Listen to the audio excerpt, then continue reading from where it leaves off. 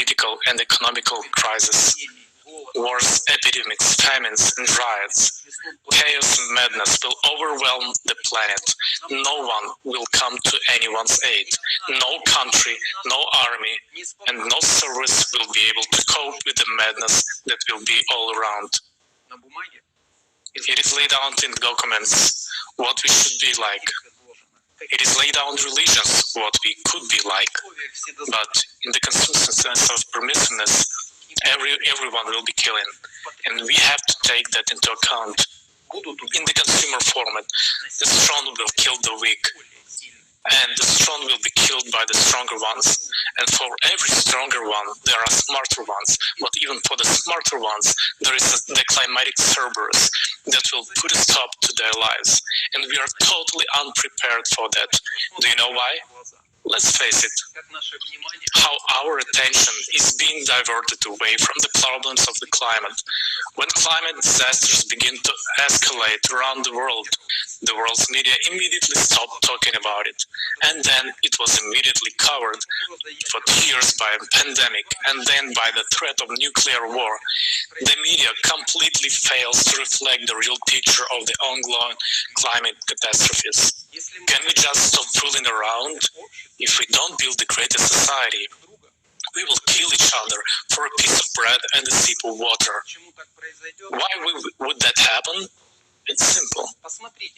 Look at how people behave in extreme situations during warfare or natural disasters. Panic takes more lives than the disaster itself. People in fear for their lives mercilessly eliminate each other merely to prolong their lives for at least one more day. What becomes more precious in such a situation? Food, water, and some kind of shelter. Let us recall the most famous cases of mass starvation in the past 100 years. 1921, Povolzhye, Russia. People had to eat grass, dirt, insects, cats, dogs, clay, horse harness, carrion, animal skins, and eventually they resorted to cannibalism. A great many people ate members of their families and preyed on human meat. Cases of cannibalism were reported to the police, but there was nothing they could do because cannibalism had become a method of survival. It was reported that the police were forced to protect themselves, cemeteries attacked by hungry mobs. There is also evidence that people killed abandoned children in order to eat. 1932, Holodomor in Ukraine. During the Holodomor, cannibalism was widespread in Ukraine. People banded together, killed members of their families, and ate dead children. During the Holodomor, the vast majority of people went insane because of mass starvation. 1955, 1958, Great Chinese Famine. According to official statistics, about 15 million people died.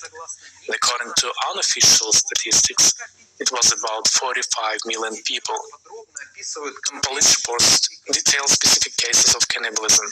People lost all moral principles and often ate human meat.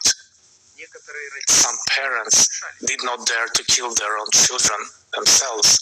They exchanged children and ate those of other people. Cannibalism was severely punished by the authorities, but in spite of that, it persisted. Most of the food in China was precisely human flesh, and some parts of the country were populated by cannibals. Cannibalism during this famine has been called an unprecedented case in the history of the 20th century. 1994, North Korea. People went mad because of hunger and even killed and ate their old babies, looted graves and ate corpses. Parents were in panic. Their children could be kidnapped, killed and sold as meat. There was only hunger all around. Now people have no idea what hunger is. The feeling of acute hunger practically turned people into beasts. These are just a small fraction of the egregious examples. It